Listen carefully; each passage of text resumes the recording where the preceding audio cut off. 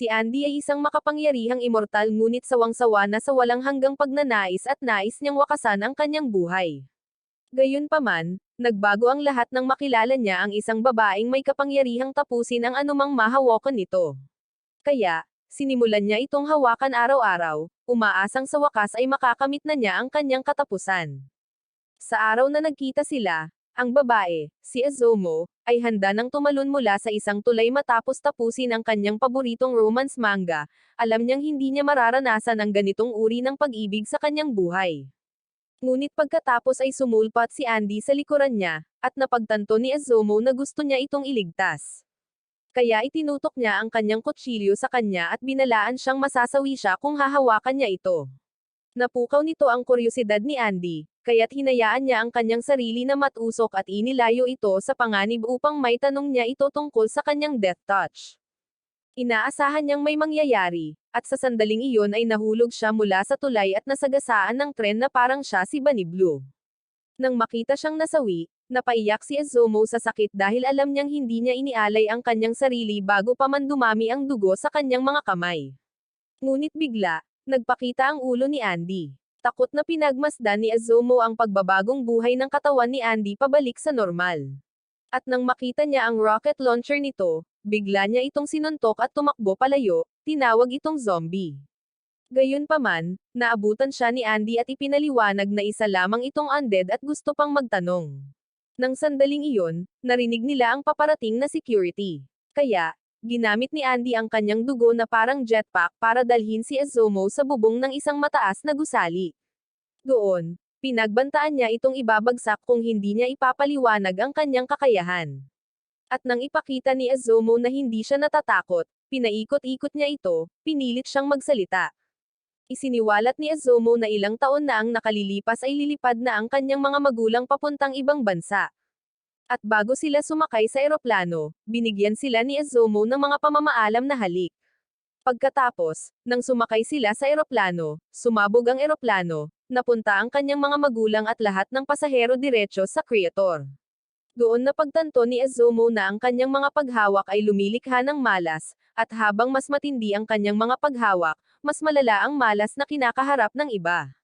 Nang marinig iyon, mabilis siyang hinawakan ni Andy at hinawakan kung saan dapat lamang hawakan ng kanyang magiging asawa, at ginawan siya ng pabor ng mga Diyos ng anime sa pamamagitan ng pagbagsak ng isang kahon ng saging sa kanya.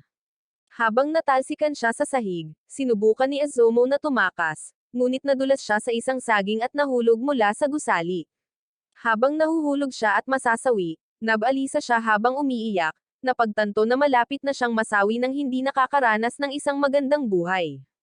Pagkatapos ay nakita niya ang kanyang romance manga na lumilipad palayo sa kanya at napagtanto na gusto pa rin niyang maranasan ang tunay na pag-ibig at ayaw ng masawi. Bigla siyang hinabol ni Andy, at gamit ang kanyang nakalantad na buto at dugo, nasalo siya nito na parang isang prinsesa at lumapag, alam na siya ang maaaring maging dahilan kung bakit siya sa wakas ay makakapagpahinga ng mapayapa. Kalaunan, dinala siya ni Andy sa kanyang taguan at hiniling na hayaan siyang hawakan ang kanyang sweet spot, na tumanggi si Azomo. Bigla, hinayla ang kanyang jacket, na nagpapakita na mayroon siyang napakahabang buhok. Nagsimula siyang umiyak at ipinaliwanag na ayaw niyang masawi ang sinumang hairstylist. Kaya, tumanggi siyang magpagupit, ngunit mabilis siyang hinawakan ni Andy. Gamit ang kanyang maraming siglong karanasan, ginupitan niya ito, na siyang ikinagpapasalamat niya. Gayunpaman, mas nasasabik si Andy sa kung ano ang mangyayari sa kanya. Biglang naputol ang kanyang ulo nang magpakita ang mga kakaibang lalaki na nakaitim na barong. Inilagay nila ang kanyang ulo sa isang kapsula, tiniyak na hindi siya magre-regenerate. At pagkatapos ay pinigilan ng pinuno si Azomo gamit ang mga posas at ipinaliwanag na itinuturing din siyang isang banta. Sinabi niya na ang kanilang trabaho ay ang manghuli ng mga taong may mga espesyal na kakayahan tulad ng sa kanila, na tinatawag ang kanyang kapangyarihan na isang mahusay na kasangkapan para sa pagpaslang, ngunit madali itong malabanan sa pamamagitan ng paghawak sa kanya sa pamamagitan ng damit.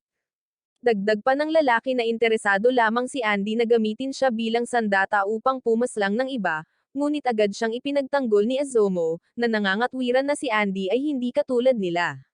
Naiinis sa kanyang pagtutol, nagbanta ang pinuno na tatapusin din siya ngunit hindi natakot si Izumo at sa halip ay nakaramdam ng labis na pagkakasala, na naniniwalang ang pagkakahuli kay Andy ay ganap niyang kasalanan.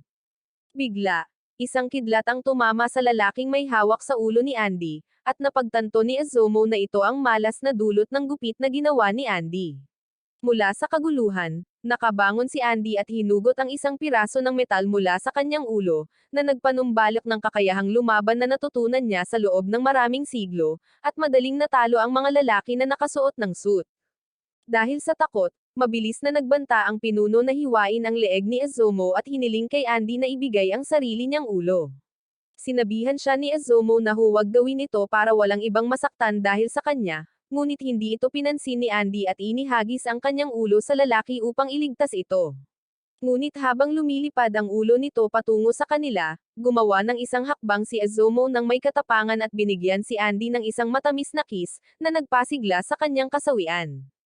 Nasalo ng pinuno ang ulo, at mabilis na sinabihan siya ni Andy na tumakbo habang pinipigilan niya ang boss. At mula sa kung saan, isang buong bulalakaw ang bumagsak sa lugar. Matapos hamupa ang alikabok, naiyak si Izumo, kumbinsido na sa wakas ay nasawi na si Andy. Ngunit sa kanyang pagkabigla, lumabas ang lalaki ng buhay. Tuwang-tuwa si Izumo nang makita siya, habang si Andy ay namangha na ang isang simpleng kiss ay nagdudulot ng labis na malas. Nagkaroon siya ng magandang ideya na dapat silang magsesyon para makakita ng mas malas pa, ngunit agad na tumakbo palayo si Izumo, ayaw niyang ailapit ang kanyang rocket launcher sa inihaw na asset ng babae. Na-corner niya si Izumo at sinabi sa kanya kung gaano niya gustong bigyan ito ng matinding sesyon, para ma-trigger niya ang pinakamalakas na posibleng hampas ng malas. Mabilis na napagtanto ni Izumo na interesado lamang siya sa babae dahil sa kapangyarihan nito at nagsimulang mag-isip ng desperadong paraan kung paano makakatakas sa sitwasyon, dahil ayaw niyang mapalawak ang kanyang nasasakupan sa unang karanasan niya kasama ang mukhang undead na ito. Bigla, nakahanap siya ng dahilan at ipinaliwanag na ang kanyang lolo ay nasawi lamang 5 taon matapos niya itong ikis. At itinuro niya na ang laki ng malas na pangyayari ay nakasalalay sa kung gaano niya talaga kamahal ang taong kinikis niya. Habang lumalaki ang pagmamahal na nararamdaman niya, mas lumalakas ang epekto. Pagkatapos ay binalaan niya si Andy na kung susubukan niyang pilitin ang sarili sa kanya, kamumuhian niya ito magpakailanman, na nangangahulugang hindi niya kailanman matatanggap ang tamang kasawian na gusto niya. Nang marinig ito, huminto sandali si Andy, saka tumalikod, sinabi sa kanya na hindi pa niya hahayaang masawi ito sa ngayon. Sa halip, dinala niya ito sa isang silid na puno ng mga armas na parang siya si Coco Martin, ipinaliwanag na tinipon niya ang mga mapagkukunan pagkatapos mabuhay ng maraming taon, at inilagay niya ito sa baluti upang matiyak na hindi ito masasawi. Pagkatapos ay binanggit ni Andy na halos siguradong may isa pang grupo na magpapakita mamaya. At ipinapalagay ni Izumo na madali nila silang matatalo, ngunit ipinaliwanag ni Andy na wala silang pagkakataon sa pagkakataong ito dahil ang grupo ng kaaway ay mayroon ding mga taong may mga supernatural na kakayahan tulad ng sa kanila na tinatawag na mga negator. Nang marinig iyon, hiniling ni Izumo na umalis sila kaagad. Magkasamang nagmomotorsiklo ang dalawa para maghanap ng ligtas na lugar nang biglang magpakita ang isang malaking bitak sa kalangitan. Ipinaliwanag ni Andy na ang organisasyong bumihag sa kanya ilang taon na ang nakalilipas na tinatawag na Union ay gumagamit ng mga bitak na ito bilang paraan ng transportasyon. Mula rito, isang higanteng robot ang umatake sa kanila. Sinubukan ni Izumo na tulungan si Andy, ngunit isang lalaking nagngangalang Shin ang gumamit ng kanyang kakayahang pigilan ang paggalaw nito na parang may magnet para damaykit ito sa kanya. Sinubukan ni Andy na samantalahin ang sitwasyon sa pamamagitan ng paglulunsad ng isang sorpresang pag-atake sa robot, ngunit bigla siyang nawalan ng kontrol sa sarili niyang katawan. Sinuntok ng robot si Andy at pinalipad ito, at agad na inakusahan ni Izumo si Shin na responsable sa pagkaparalisa ni Andy, ngunit ipinaliwanag ni Andy na ang robot mismo ang sanhi nito sa pamamagitan ng sarili nitong mga kapangyarihan. Pagkatapos ay muling nakapagsimulang gumalaw si Andy, at nagsimula siyang makipagpalitan ng suntok sa robot hanggang sa tuluyang matamba ng robot ang ulo ni Andy. Habang naglalaban sila, Nagtanong si Izumo tungkol sa kanilang organisasyon, at ipinaliwanag ni Shin kay Izumo na ang kanilang union na grupo ay isang grupo na binubuo ng 10 negator na hindi nahuhuli hanggat patuloy silang nagsasagawa ng mga misyon para sa grupo. Narinig iyon, natuwa si Izumo sa ideya ng pagsali sa union, sa paniniwalang ang pagiging miyembro ay pipigil sa kanya at kay Andy na mahuli. Gayunpaman, sinabi sa kanya ng robot boy na lahat ng posisyon ay puno na. Pagkatapos ay sinubukan niyang tapusin siya gamit ang isang malakas na suntok, ngunit nailigtas siya ni Andy sa huling segundo at pumayag na sumali sa union. Pagkatapos ay inilagay ni Izumo ang kanyang kamay sa katawan ni Andy, na lumikha ng kaunting distansya sa pagitan nila at ng mga umaatake. Nang sandaling iyon, isang truck ng gasolina ang bumangga sa lugar, na nagdulot ng isang malakas na pagsabog, ngunit nabigo siyang masaktan ang mga miyembro ng union. Hinabol nila si Andy sa isang kalapit na gusali, at sa loob, naisip ni Andy na para sa robot na paganahin ang kanyang kakayahang paralisahin ang kanyang kalaban, hindi maiwasan ng robot ang anumang pag-atake. Nang sandaling iyon, nakakita siya ng mga pampasabog at sumabog ang buong lugar dahil sa gusaling muling itinatayo. Natagpuan ng robot ang kamay ni Andy sa mga guho at lumapit upang tapusin siya, ngunit sumulpat si Andy at pinaputukan siya sa pamamagitan ng pagpapaputok ng isang hiwalay na daliri diretso sa kanyang ulo nang aktibo ang kanyang kakayahan. Nagulat si Shin nang makitang natalo ang robot. At nang hamanin siya ni Andy sa isang laban, sinabi sa kanya ni Shin na maaari siyang sumali ngayon din, ngunit ipinaalala sa kanya ni Andy na kailangan niya ng 2 pwesto para sa kanya at kay Izumo. Kaya, kailangan niyang tapusin si Shin at nagsimulang maglaban ang dalawa, at nainis si Andy dahil madaling sinasalungat ni Shin ang bawat galaw niya. Nang sumulpat si Izumo, nakita ni Andy ang kanyang espada kasama niya at hiniling na ibato niya ito sa kanya. Ginawa niya ito, at ginamit ito ni Andy para umatake. Ngunit bago siya sumugod, ginamit ni Shin ang kanyang kakayahan at sinabi kay Andy na nag-alangan siyang tapusin siya, na nagbigay sa kanya ng pagkakataong gamitin ang kanyang kakayahan. Iniwasan din ni Shin ang paghawak ni Izumo at inanunsyo na handa siyang mag-alok sa isa sa kanila ng posisyon sa union upang palitan ang robot. Agad na sinabihan ni Andy si Izumo na tanggapin ang alok, ngunit tumanggi ito at biglang inalis ang kanyang jacket, na nagsasabing kung masasawi sila, ayaw niyang masawi nang hindi alam kung ano ang pakiramdam ng makipagsesyon. Kaya, handa siyang makipagsesyon agad-agad doon. Gayunpaman, nang makita ang kanyang determinasyon, nagpa siya si Shin na tulungan silang alisin ang isa pang miyembro ng union upang pareho silang makasali sa organisasyon. Ibinigay niya sa kanila ang lahat ng impormasyong kailangan nila upang mahanap ang kanilang susunod na target bago bumalik sa kanyang base sa pamamagitan ng siwang. Pagkatapos umalis ni Shin, sinabihan ni Andy si Izumo na huwag nang gumawa ng ganoong stunt at idineklara na maglalakbay sila ngayon sa Russia upang humingi ng tulong sa kanyang dating kaibigan sa digmaan, upang alisin ang miyembro ng union upang pareho silang makasali. Pagkalipas ng ilang oras, sina Andy at Izumo ay patungo sa Russia sakay ng isang bangka, at may mga fighter jet na humahabol sa kanila mula sa likuran. Walang pag-aalinlangan, pinutol ni Andy ang isa sa kanyang sariling mga braso at pinaputok ito na parang bazooka, na nagpasabog ng isa sa mga jet mula sa kalangitan.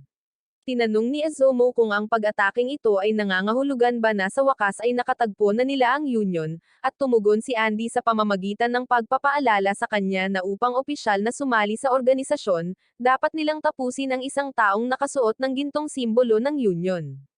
Pagkatapos ay ipinaliwanag niya na natukoy na niya ang kanilang mga posibleng target sa 3 negator. At kabilang sa kanila ay isang babae na may kakayahang lumikha ng mga hindi nakikitang harang, isang kapangyarihang ginamit niya noon upang talunin si Andy at pigilan siyang mag-regenerate maraming taon na ang nakalilipas. At binalaan niya si Izumo na kung makakasalubong nila ang babaeng iyon, sila ay tuluyang masisira. At ang pagkarinig nito ay nagpaisip kay Izumo na sa kabila ng pagiging malakas at hindi kayang masawi, mayroon pa ring mga kaaway si Andy na hindi niya kayang talunin. 1,000 milya sa itaas nila, isang babaeng may kulay rosas na buhok ng union ang malapit na nagmamasid sa kanila, at nagpaputok siya ng isang napakalaking missile mula sa space station. Tinamaan nito ang bangka at sinira ito, na nagpababa kina Andy at Izumo kung ano na ang kanilang gagawin. Nakita ni Andy na nuztok si Izumo sa ilalim ng isang labi, kaya mabilis siyang sumisid pababa at iniligtas siya gamit ang kanyang mga kakayahan sa undead, na pumipigil sa kanya na malunod. Umakyat sila sa ibabaw ng kanilang nawasak na bangka, at biglang sinabihan ni Andy si Azomo na itaas ang kanyang mga kamay, na umaarte sa kanilang umaatake na parang sumusuko sila sa kalaban na lumilipad sa itaas nila. Gayunpaman, isiniwalat niya na isa lamang itong panlilinlang at ipinaliwanag na sinusubukan niya kung kaya ni Azomo na kontrolin ang kanyang pagiging malas.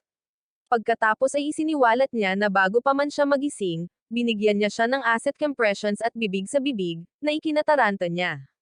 Lubos siyang natakot nang marinig ito, at kasabay ng pagsabog ng kanyang emosyon, ang kanyang pagiging malas ay gumana ng buong lakas. Isang napakalaking alon ng tubig ang sumabog sa ilalim nila, na naglunsad kina Andy at Azomo ng mataas sa ere at diretso sa eroplano ng kaaway. Lumapag sila rito, at inatake ni Andy ang piloto ng kaaway gamit ang kanyang espada, na nagbigay sa kanila ng bagong transportasyon. Pagkatapos ng ilang oras ng paglipad, biglang nag-self-destruct ang kanilang jet, na napilitan silang tumalon palabas nito. Gamit ang isang espesyal na pamamaraan, isinakripisyo ni Andy ang kanyang mga buto upang matiyak na ligtas na lalapag si Azomo, ngunit agad siyang nag-regenerate muli. Natagpuan nila ang kanilang mga sarili sa dalampasigan sa Russia kung saan dapat naroon ang mga miyembro ng Union, at natuwa si Azomo sa katotohanang nasa labas siya ng Japan. Nang marinig iyon, pinilit siya ni Andy na magsaya habang hinahabol niya ang kanyang mga dating kaibigan sa digmaan, tiniyak sa kanya na hindi siya aatakehin ng mga miyembro ng Union kung saan may mga turista. Sinunod niya ang payo nito at napunta sa isang tahimik na lugar sa dalampasigan kung saan niya nakasalubong ang isang babaeng nagpipinta. Nang makita ito ng babae, natuwa siya nang makita ang isang babaeng Haponesa at inabutan si Azomo ng painting board, at inanyayahan itong magpinta ng magkasama. Habang ginagawa ito, tinanong ng babae si Azomo kung gusto niya ng mga pagbabago sa kanyang buhay. At walang sagot si Azomo sa kanya ngunit pagkatapos niyang matapos ang kanyang magandang pagpipinta ng buwan at dalampasigan, sinabi niya sa babae na dati siyang miserable bago nakilala ang isang espesyal na tao at may isang taong tumulong sa kanya na baguhin ang kanyang buhay, na nagpahalaga kay Azomo sa mga pagbabago sa kanyang buhay. Naantig ang babae sa sinabi ni Azomo at biglang pumailang lang sa ere, na itinaas ng isang hindi nakikitang harang na nakataas sa ibabaw ni Azomo. Nang sandaling iyon, sumugod si Andy at inatake siya, ngunit madali niya itong naiwasan at pinalipad palayo gamit ang kanyang kapangyarihang pangharang. Nang bumagsak siya sa lupa, sinabi ni Andy kay Azomo ang katotohanan na ang babaeng ito ay si Gina, ang negator na tumalo sa kanya ilang taon na ang nakalilipas. Mabilis na nagtago si Azomo sa likod ni Andy, ngunit biglang tumakbo si Gina papunta kay Andy at gustong yakapin ito, ngunit pinigilan siya ni Andy sa pamamagitan ng pagtataas ng kanyang espada at pagbabanta na sasaktan siya kung lalapit pa ito. Pagkatapos ay tinanong ni Azomo kung si Gina ba ang parehong taong bumihag kay Andy 50 taon na ang nakalilipas, at sinabi ni Gina na siya nga. Nalito si Azomo dahil mukhang kaedad niya si Gina, at isiniwalat ni Andy na si Gina ay isang matandang babae na mukhang bata, ngunit agad siyang pinatahimik ni Gina sa pamamagitan ng pagpunit sa mukha nito. Pagkatapos ay sinabi ni Gina kay Azomo na siya ang unang umibig kay Andy, at ipinahayag niya kung paano mula sa sandaling nabihag niya ito, ang pagiging kalmado at astig ni Andy ay nagparamdam sa kanya ng pangangilig sa mga lugar na hindi dapat kiligin. Idinagdag niya na nawala na niya ang bakas kay Andy matapos itong makatakas sa kanyang pagkakakulong 40 taon na ang nakalilipas. Ngunit ang magulong araw niya kasama ang kasawian ni Azomo ang nagpaangat sa kanya na parang isang taong may sakit. Dahil sawa na siya sa kanyang cheesy monologue, itinapon ni Andy ang ilang granada sa kanya, na nagpasabog sa kanyang mukha. Ngunit halos wala itong iniwang galos sa kanya habang madaling nilalabanan ni Gina ang bawat atake at patuloy na naglalakad patungo kay Andy, habang mahinahong sinasabi sa kanya na gusto niyang kunin niya ang pwesto sa Union ng mag-isa, na iniwan si Azomo para masawi na. Tumugon si Andy sa pamamagitan ng pagbato ng flashbang, sinusubukang bulagin siya, at pagkatapos ay sinubukang magpasa ng ilang direktang atake, ngunit wala sa mga ito ang gumana dahil hinaharangan ng kanyang harang ang lahat, na napilitan si Andy na umatras papasok sa kagubatan. Habang patuloy na lumalapit si Gina, desperadong sinusubukan ni Andy na alamin kung ano nga ba ang kanyang tinatanggihan upang lumikha ng napakalakas na mga hadlang. Naalala niya ang lahat ng mga pagkakataong ginamit nito ang kanyang mga kapangyarihan mula sa pag-angat ng lawa at paglikha ng mga hindi nakikitang pader at sinubukang hanapin ang negator. Ngunit bago pa niya ito lubos na maunawaan, hiniwa niya ito sa kalahati gamit ang kanyang sombrero bilang sandata, at ginamit ang kanyang kakayahan upang pigilan ang katawan ni Andy gamit ang kanyang mga hadlang at sinabihan siyang sumuko kay Azomo, hayaan itong masawi, at sumama sa union mismo. Agad na tumanggi si Andy, sinabing hindi niya hahayaang masawi si Azomo maliban kung siya ang unang masasawi, at bumangon si Azomo. Dahil sa inis sa kanyang sagot, dahan-daang naglakad muli si Gina patungo sa kanya dala ang kanyang sombrero, handang hiwain ito ng ulo, tulad ng ginawa niya 50 taon na ang nakalilipas para magkasama silang muli. Nataranta si Azomo at hindi alam ang gagawin. Ngunit sa sandaling iyon, biglang sinabi ni Andy kay Azomo na natuklasan na niya ang kakayahan nito. Walang pag-aalinlangan, hiniwa niya ang sarili niyang ulo, lumipad pataas, muling niregenerate ang kanyang katawan, at pinasabog ito kahit saan na naging sanhi ng pagtalsik ng dugo sa kanilang paligid. Ipinaliwanag ni Andy na ang kakayahan ni Gina ay tinatawag na unchanged, na nagpapahintulot sa kanya na manipulahin ang mga pagbabago sa hangin mismo. At itinuro niya na ang mga pag-atake nito ay nakikita na ngayon dahil pinupuno ng dugo nito ang espasyo sa kanilang paligid, na kumukuha ng anyo ng mga hindi nakikitang kamay. Nasalo ni Azomo ang naputol na ulo ni Andy, at ang katawan nito ay mabilis na muling nabuo sa ilalim ng kanyang damit, dahilan upang idiin niya ang kanyang rocket launcher. Nang makita iyon, nagalit si Gina dahil nahawakan siya ng mga asset ni Azomo. At inakusahan niya ito na isang asarol, na tinutokso si Andy gamit ang kanyang pangangatawan, habang si Gina ay nakaipit sa kanyang torso sa kanyang katawan at sinubukan ni Gina na atakihin muli si Andy. Ngunit sa pagkakataong ito, nagawa niyang iwasan ang mga hindi nakikitang kamay ng hangin nito dahil malinaw na niya itong nakikita. Gumawa ng estratehiya si Andy kasama si Azomo habang sila ay tumataas, at itinuro niya na habang ginagamit ang kanyang mga kapangyarihan, hindi mabilis na gumagalaw si Gina, at iyon ang nagpasindi ng isang bomb sa loob ng ulo ni Andy.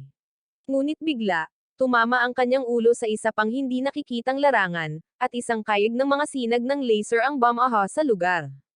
Isiniwalat ni Gina na narito siya noong una upang imbestigahan ang mga halimaw na kilala bilang Yuma, ngunit ngayon ay binago niya ang kanyang focus sa pagbawi kay Andy at pagpuksa kay Azomo. Sinabi ni Gina kay Azomo na habang nasisiyahan siya sa mga pagbabago, kinamumuhian sila ni Gina at mas gusto niyang manatili ang lahat ng nasa tabi niya si Andy tulad ng dati. Muli siyang lumapit sa kanila dala ang kanyang umiikot na sombrero, ngunit hinaranggan ni Andy ang atake gamit ang kanyang espada.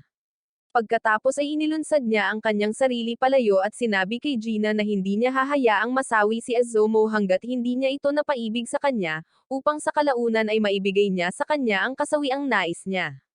Ang pahayag na ito ay lalong nagpagalit kay Gina, at nagpakawala siya ng isang barikada ng mga pag-atake. Ngunit sa sandaling iyon, natagpuan ni Andy ang kahinaan ni Gina. Sa tulong ni Azomo, pinakawalan ni Andy ang isang baha ng kanyang sariling dugo sa harang ni Gina, na bumulag sa kanyang paningin at dahil hindi siya makakita, inilantad ni Andy ang butas sa ilalim ng kanyang harang. Sa sandaling iyon, inihagis ni Azomo ang hiwa na ulo ni Andy sa butas.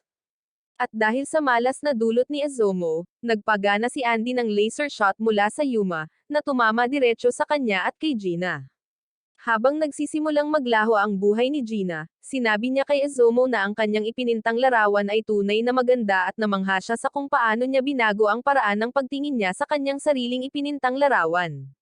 Nagsimulang umiyak si Gina at hiniling sa kanila na umalis, sinasabing ayaw niyang makita nila ang kanyang matanda at hindi maganda na mukha. Ngunit sa halip na umalis, sinabi ni Andy sa kanya na maganda ang kanyang itsura kung ano siya, at yumuko siya at kinas siya. Maya-maya, umiyak nang walang pigil si Azomo habang mahigpit niyang hawak ang union jacket ni Gina sa kanyang katawan. Nang makita siyang ganito, ipinaliwanag ni Andy na matagal nang gustong masawi ni Gina, at nabuhay siya ng may patuloy na pagnanais na masawi at hindi niya ito sinubukang itago. Isiniwalat ni Andy na habang nakakulong siya, ipinangako niya kay Gina na kapag nakatakas na siya, ilalagay niya ito sa pinakatuktok ng kanyang listahan ng mga tatapusin. Nagpasalamat din siya kay Azomo at sinabi rito na kung wala ang kanyang malas na kakayahan, hindi niya kailanman mapapalaya si Gina mula sa kanyang pagdurusa. Doon, napagpasyahan nilang babaguhin nila ang union mula sa loob upang maiwasan ang sinuman na magduse tulad niya. Napagpasyahan nilang uminom at mag-toast para sa kanya. Ngunit biglang, isang napakalaking halimaw ang lumabas mula sa puwang sa itaas nila, at hinawakan sila nito at hinayla patungo sa punong tanggapan ng union. Habang nahuhulog sila sa ere, pinaputok ni Andy ang kanyang mga bala gamit ang kanyang daliri, sinusubukang tamaan ang mga miyembro ng union sa kalagitnaan ng pagbaba at tuluyan silang tapusin. Ngunit bawat isa sa kanila ay madaling naharangan or naiwasan ang mga atake. Nakarating ang dalawa sa kanilang mga upuan, at binati sila ng kanilang pinuno na si Juz at tinanggap sila sa union. Walang babala, isang miyembro, si Tatiana, ang biglang sumuntok kay Andy, na nagpalipad sa kanya sa isang pader dahil sa ginawa niya kay Gina. Ngunit isa pang miyembro, si Belly, ang agad na nagsabi sa kanya na tumigil, na ipinaalala sa kanya na mahigpit na ipinagbabawal ang pag-aaway sa pagitan ng mga miyembro ng union. Bago pa lumala ang sitwasyon, ginamit ni Juz ang kanyang kakayahan at isinapanganib ang buhay ni Tatiana at Andy, na napilitan silang tumigil sa pagpapatuloy ng kanilang laban. Kalaunan, ipinatawag ni Juz ang isang kakaibang halimaw na tinatawag na Apocalypse, at inanunsyo nito na mayroong 6 na quest na kasalukuyang available. Ang unang quest ay ang pagkuha ng isang yuma na tinatawag na Burn, at ang gantimpala ay ang pagdaragdag ng ika-11 pwesto sa Union. Ang pangalawang quest ay ang pagkuha ng yuma na nagngangalang Ed, kung saan ang gantimpala ay ang lokasyon ng isang negator na kilala bilang Unburn. Ang ikatlong quest ay nangangailangan ng pag-neutralize sa wikang tinatawag na yuma, at ang pagkumpleto nito ay magbubuklod sa lahat ng wika sa buong mundo. Ang ika-4 na quest ay kinabibilangan ng pagkuha ng isang negator na nagngangalang Unseen, at ang gantimpala ay impormasyon tungkol sa yuma na kilala bilang Call. Ang ika-5 quest ay ang paghahanap ng yuma na nagngangalang Past, at ang premyo ay ang lokasyon ng isang artifact na tinatawag na Rebellion. Ang pangwakas na quest ay ang pagkuha ng yuma na tinatawag na Repair, kung saan ang gantimpala ay ang lokasyon ng isang negator na nagngangalang Unrepair. Binalaan sila ng Apocalypse na kung hindi matatapos ang lahat ng 6 na quest bago matapos ang Agosto, ang parusa ay ang pagdaragdag ng isang bagong yuma na tinatawag na galaxy sa mundo. Tinanong ni Azomo ang miyembrong katabi niya kung ano ang Apocalypse. At ipinaliwanag ni Tap na ang Apocalypse ang kauna-unahang artifact sa mundo. Naalala ang nangyari kay Gina, naging emosyonal si Azomo at nagbigay ng isang madamdaming talumpati, iginiit na dapat nilang itigil ang pagsunod sa mga utos nito. Mabilis siyang pinatahimik ni Juz, sinabing ang pagkumpleto ng mga quest na ito ay kinakailangan upang tuluyan nilang wakasan ang Diyos na umiiral sa kabila ng aklat ng Apocalypse. Hindi pa rin nasisiyahan, patuloy siyang tinatanong ni Azomo, ngunit sinabi sa kanya ni Juz na kung gusto niya ng tunay na awtoridad, dapat siyang maging numero 1 miyembro ng union sa pamamagitan ng pagkamit ng pinakamahusay na mga resulta, na malampasan siya. Sa sandaling iyon, kinuha ni Andy ang Apocalypse at hiniling na malaman kung aling quest ang pinakamahirap, at inirekomenda ng Apocalypse ang misyon na makuha ang spoil. Walang pag-aalinlangan, agad na tinanggap ni Andy ang quest at pinili si Shin bilang ikatlong miyembro ng kanyang koponan. Pagkatapos, nakilala ni Azomo ang servant ni Shin, si Mui, na tumulong sa kanya na isuot ang uniforme ng Union. Napansin niya na suot din ni Mui ang parehong bagay, ngunit sinabi niyang hindi dahil wala siyang simbolo ng Union. Ipinahayag niya kung paano rin siya hindi maaaring maging isang negator at nagmakaawa kay Azomo na protektahan si Shin sa kanilang misyon. At sa sandaling iyon, nalaman ni Azomo na pangarap niyang maging isang negator. Samantala, ipinaliwanag ni Shin kay Andy kung gaano kahalaga ang pagsusuot ng opisyal na uniforme ng Union, dahil ito ay hindi tinatablan ng bala, nagbibigay sa kanila ng walang limitasyong akses sa buong mundo, at nagsasalin pa ng mga wikang banyaga para sa kanila. Binaliwala ni Andy ang ideya, sinabing hindi niya ito kailangan. Bigla, nagsimulang tumunog ang mga alarma sa buong punong himpilan nang makatakas ang isang yuma na nagngangalang Close mula sa containment cell nito. Nang umatake si Close, madaling pinawalan ito ng malay ni Andy, ngunit sa halip ay sinakop ng yuma ang katawan ni Mui. Isang nagbagong anyo at maskuladong si Mui ang nagsimulang umatake kina Andy at Shin, na napilitan si Azomo na paganahin ang kanyang malas na kakayahan. Isang nahuhulog na ladrilyo ang tumama sa ulo ni Mui, dahilan para mawalan siya ng malay. Nang mawalan ng malay si Mui, iniwan ng Yuma ang kanyang katawan at kumapit kay Andy, at gumawa ng suit at tie sa paligid niya. Kahit na tinamaan ng malakas na alon ng kamalasan, nanatiling maayos ang kanyang kasuutan, at ginawa itong kasama ni Andy habang si Shin ay namangha kung paano niya nagawang gawing alipin ang Yuma. Pagkalipas ng isang araw, sina Andy at Azomo ay nasa kalsada at nagmamaneho sa mga lansangan ng Amerika.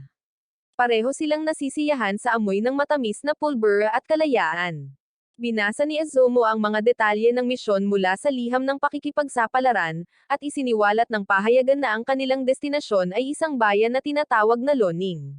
Biglang nagpakita si Shin na nagpagulat kay Azomo, at sinabing muntik na siyang iwan ni Andy, kaya mabilis siyang tinanggap ni Azomo sa loob ng sasakyan. Pagkatapos ay binalaan niya sila tungkol sa kanilang target na spoiler at kung paano nito kinokontrol ang isang malaking grupo ng mga gawang bahay na zombie. Nang kinakabahang tanungin ni Azomo kung mayroon pa ba silang pagkakataon, sumagot si Shin sa pamamagitan ng pagpapatugtog ng isang recorded audio ng isang team na ipinadala doon upang mag-imbestiga. Ipinapakita ng audio ang ilang ahente ng Union na malupit na inaatake na parang nasa Walking Dead sila, at hindi na ito kayang marinig pa ni Azomo. Nang gabing iyon, kinausap ni Shin si Azomo ng mag-isa, na hindi makatulog, at tiniyak sa kanya na sila ni Andy ang bahala sa spoiler. Tumanggi si Azomo na magpaiwan, ipinaliwanag na ang pagkumpleto ng quest ay magbubunyag sa lokasyon ng isa pang negator, si Unrepair, dahil naniniwala siyang maaaring alam ni Unrepair kung paano lulutasin ang problema ni Andy na hindi siya maaaring masawi. Nang tanungin niya si Shin kung bakit niya tinanggap ang misyon, tapat itong sumagot, na sinasabing gusto niyang makilala si Victor, ang Diyos ng tagumpay. Kinabukasan, narating nila ang bayan ng Langang. At habang gustong gumamit ni Shin ng stealth, agad na nagpaputok si Andy ng missile launcher, na nagpasabog sa mga pader ng bayan at nakakuha ng atensyon ng mga zombie. Tinanong ni Andy si Shin kung makakabalik sa normal ang mga zombie. At nang sabihin ni Shin na hindi nila kaya, dumiretso si Andy sa gitna ng mga zombie na parang nakakakuha siya ng mga puntos sa video game at narating ang sentro ng lungsod. Doon niya pinakawalan ang isang marahas na pamamaraan ng espada na kilala bilang Crimson Waxing Moon, na pumaslang ng napakaraming zombie sa isang pag-atake. Habang naglalakad sa mga guho, nakatagpo ni Andy ang isang zombie na nagawang umiwas sa kanyang pagsalakay at napagtanto na hindi pa ito ganap na nagbabago. Napagpasyahan niyang gamitin siya bilang gabay upang maabot si Spoil, at mabilis siyang binalaan ni Shin na maging maingat, ipinaliwanag na maaring aktibo na ang kakayahan ni Spoil. Ipinaalala niya kay Andy na ipinapatupad ng Yuma ang kanilang mga patakaran sa sinumang papasok sa kanilang saklaw ng walang pagbubukod. Pagkatapos lamang, napansin ni Andy na biglang nagpakita ang isang timer sa kanyang tiyan at napagtanto na naapektuhan siya ng spoiler. Gayunpaman, nagpasya siyang maghintay hanggang sa maubos ito. At nang mangyari ito, nagsimulang mabulok ang kanyang balat sa paraang kahit ang kanyang makapangyarihang regeneration ay hindi kayang gumaling. May sinabi sa kanya ang babaeng zombie sa kanyang wikang zombie, at biglang, inanunsyo ni Andy na ikakasal na siya sa babaeng zombie. Lubos na nalito sina Azomo at Shin, kaya ipinaliwanag ni Andy na ang kanyang katawan na parang zombie ay nagbibigay daan sa kanya na maunawaan ang kanyang wika, at pumayag ang babaeng zombie na ibunyag ang lokasyon ni Spoil kung pakakasalan siya ni Andy.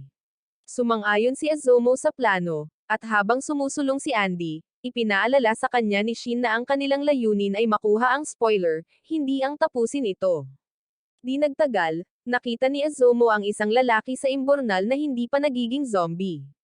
At nang habulin niya ito, mabilis siyang pinigilan ni Shin, nagbabala na ang paglapit pa niya ay maglalagay sa kanya sa loob ng saklaw ng kakayahan ni Spoil. Biglang bumunot ang batang lalaki ng isang baril, at inakusahan silang mga ahente na ipinadala upang tapusin siya at ang kanyang mga kaibigan na nag-alok ng unti-unting pagkabulok at maging mga zombie. Gayunpaman, dahil sa matinding pakikiramay sa kanya, hindi pinansin ni Azomo ang babala at tumalon sa saklaw ng mga spoil upang yakapin ang batang lalaki. Sinundan siya ni Shin papasok, at agad na nagpakita ang mga timer sa kanilang dalawa. Samantala, Nagdaos si Andy ng isang seremonya ng kasal kasama ang babaeng zombie, na siyang naging katuparan ng kanyang pangarap. Sinabi niya na matagal na niyang gustong magsuot ng damit pangkasal at nagpasalamat kay Andy sa paggawa nito para sa kanya. Pagkatapos ay nagmakaawa siya sa kanya na alisin sa kanyang mga kaibigang zombie ang kanilang paghihirap at itinuro ang estatwa sa tabi nila kay Andy, na nagpapakita na ito ay spoiler mula pa noon. Nang salakayin ni Andy ang estatwa, nagpakita si spoiler sa tunay nitong kakilakilabot na anyo. Paulit-ulit na binasag ni Andy ang nilalang gamit ang napakalaking kampana ng bayan habang hinihikayat ang mga zombie na maghiganti laban kay spoiler at sumugod sa kanya. Sa loob ng imburnal, ipinakilala ni Izumo ang sarili sa batang lalaki, at sinabi ng batang lalaki na ang pangalan nito ay Ken. Ipinaliwanag ni Ken na kailangan niyang protektahan ang kanyang mga kaibigan dahil siya ang pinakamatanda sa kanila, at malumanay na tiniyak sa kanya ni Izumo na paprotektahan din siya nito. Pagkatapos ay tinanong kung ano ang nangyari sa bayan. Sinimulan ni Ken na ipaliwanag na 1 linggo na ang nakalipas, ang mga tao ng langang ay namumuhay ng mapayapa at nagsasaya. Ngunit nagbago ang lahat nang magpakita si spoiler at sinimulang gawing mga zombie ang mga tao sa bayan. Nang mapagtanto ni Ken ang panganib, tinipon ng guro ni Ken ang kanyang mga kaibigan at dinala sila sa isang emergency bunker. Bago umalis, hinikayat niya silang ipagpatuloy ang kanilang mga pangarap, tulad ng kung paano niya patuloy na pinangarap na maging isang nobya, kahit na malapit na silang maging mga zombie mismo. Isa sa mga kaibigan ni Ken, isang batang babae na nagngangalang May, ay biglang umiyak. Napansin nila na ang mga numero sa kanyang katawan ay malapit ng maging 0, at inaliw siya ni Ken sa pamamagitan ng pagkukwento tungkol sa kanyang pangarap na maging isang florist balang araw at binigyan ang kanilang guro ng mga sunflower, ang kanyang paboritong bulaklak. Habang huminahon siya at muling ngumiti, napansin ni Izumo na unti-unting tumataas ang bilang ni May. Sa sandaling iyon, nakarinig sila ng malalakas na ingay na nagmumula sa ibabaw, na umalangaw mula sa labanan ni Andy. Nang umakyat sila upang makita kung ano ang nangyayari, nagulat sila nang makita na hindi inaatake ng mga zombie si Andy, kundi sinusuportahan nila siya laban sa spoiler. Nang makita sila roon, inilagay ni Andy si Ken at ang iba pa sa pamamahala ng pagprotekta sa kanyang bagong zombie bride, at agad na nakilala ni Ken ang babaeng zombie bilang kanilang guro.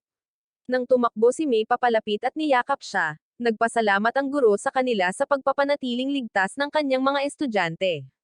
Pagkatapos noon, isang zombie ang bumangga kay Izumo at nang atakehin ng zombie na iyon si spoiler, isang maliit na kamalasan ang tumama kay spoiler. Nang makita ito, napagtanto ni Andy ang nangyayari at inutusan ang mga zombie na hawakan si Izumo upang maging mga buhay na bomba ang mga ito.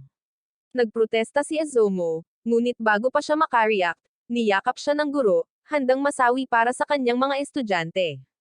Napuno ng luha ang mga mata ni Izumo habang niyayakap niya pabalik ang guro gamit ang kanyang mga kamay.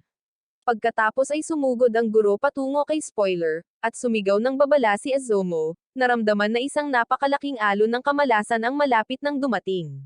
Hinayla ni spoiler ang guro at dahil sa kamalasan ni Izumo, nahulog si spoiler sa isang gusaling puno ng mga pampasabog. Pagkatapos ng pagsabog, hinawakan ni Izumo ang bawat natitirang zombie attacker, na nagpakalat ng kamalasan sa kanila. Samantala, sinamahan ni Shin si Ken at ang kanyang mga kaibigan pabalik sa bunker upang mapanatili silang ligtas. Nang ipaalam ni Izumo at Shin kay Andy na naapektuhan sila ng sumpa ni spoiler, nagpasya si Andy na iwanan na lamang ang ideya ng paghuli kay spoiler at sa halip ay ituon ang pansin sa pagtalo dito, dahil ayaw nilang maging zombie si Izumo. Sa sandaling iyon, sinipsip ni spoiler ang lahat ng zombie sa lugar, at nag-transform sa isang mas mapanganib na anyo, at nagpaputok ito ng isang napakalaking sinag na sinira ang Statue of Liberty mula sa milya-milya ang layo. Biglang binalaan ni Moe si Shin at ang iba pa na huwag tamaan ng sinag, ngunit ginawa itong halos imposible ni spoiler sa pamamagitan ng pagpapaputok ng maraming sinag ng sabay-sabay. Napansin ni Andy na ang isa sa kanyang mga braso ay natamon, at walang pag-aalinlangan, pinutol niya ito at napagtanto na ang pag-atake ay nagdudulot ng agarang pagkasawi ng mga nabubuhay na nilalang sa pamamagitan ng mabilis na pagkakalawang sa kanila. Nang sumugod si Andy kay spoiler, pinabagsak siya ng halimaw at marahas na inihagis sa lupa. Pagkatapos ay iniunat nito ang ulo nito pasulong at lumapit kina Shin at Izumo. Biglang umatras si Shin at nagsimulang magbigay ng talumpati si spoiler tungkol sa kung paano ang mga tao lamang ang bahagi ng kalikasan na ayaw mabulok.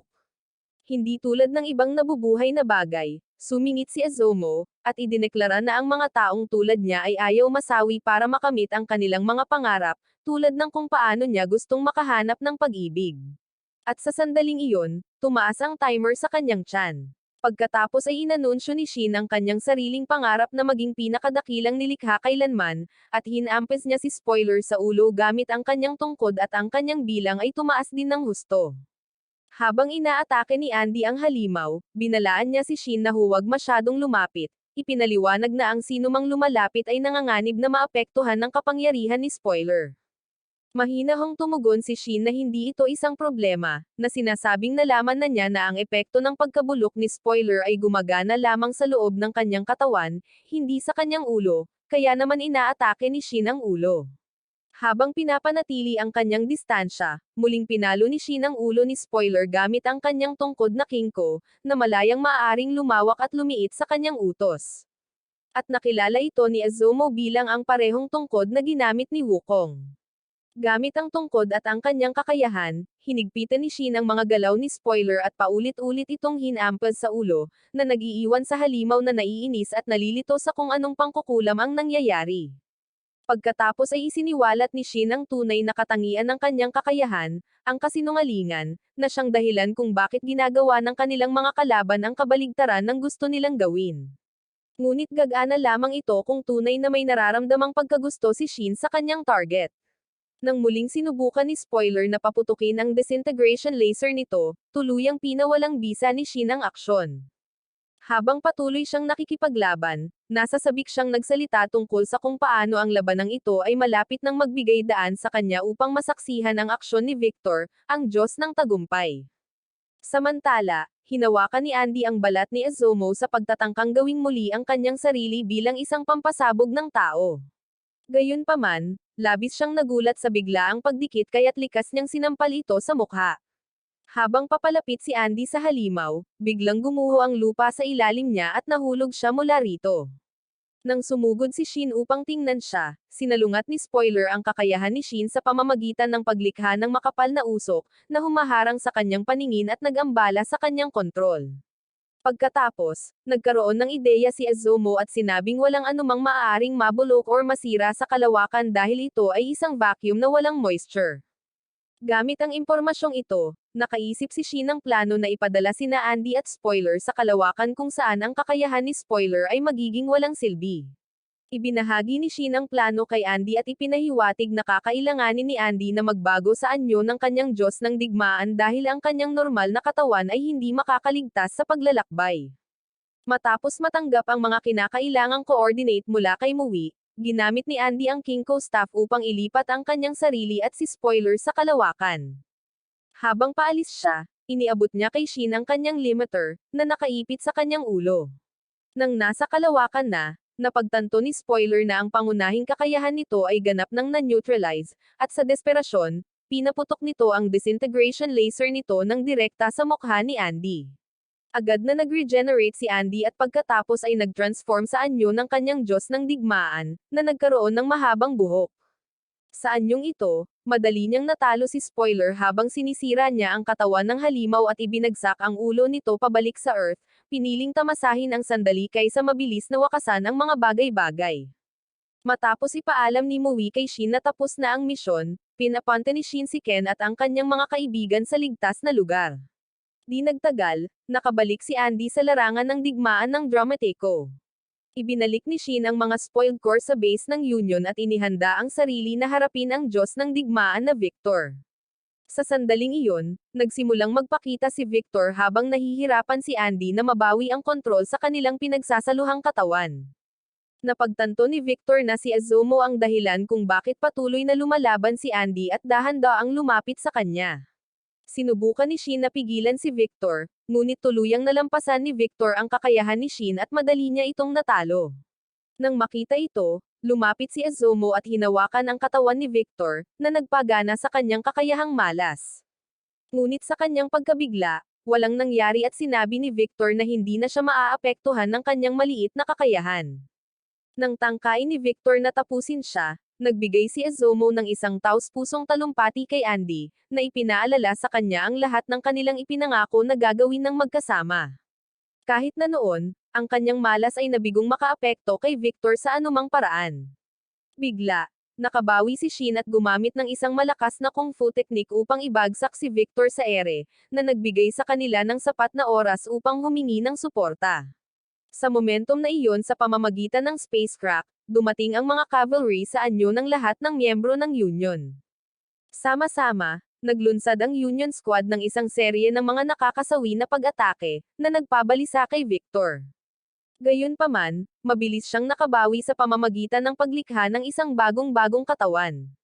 Pagkatapos ay humakbang si Jules pasulong, binunot ang kanyang espada at naghanda na harapin si Victor ng mag-isa sa isang one-on-one duel.